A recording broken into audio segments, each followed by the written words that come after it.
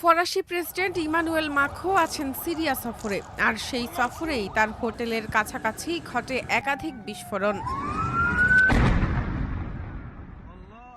সিরিয়ার রাজধানী দামেস্কে ফরাসি প্রেসিডেন্ট ইমানুয়েল মাখোঁ যে হোটেলে অবস্থান করছিলেন তার কাছাকাছি কয়েকটি বিস্ফোরণের ঘটনা ঘটেছে। নিরাপত্তা সূত্রের বরাতে রয়টার্স জানিয়েছে, বিস্ফোরণগুলো শহরের কেন্দ্রস্থলে ফোর সিজনস হোটেলের আশপাশে ঘটে। ফরাসি প্রেসিডেন্টের কার্যালয় এলিসে প্রাসাদ জানিয়েছে, মাখোঁ বিস্ফোরণের শব্দ শোনেননি এবং তিনি সম্পূর্ণ নিরাপদ ছিলেন। ঘটনার পর পূর্ব নির্ধারিত সূচি অনুযায়ী তিনি সিরিয়ার প্রেসিডেন্ট আহমেদ আল সারার সঙ্গে বৈঠকে যোগ দেন।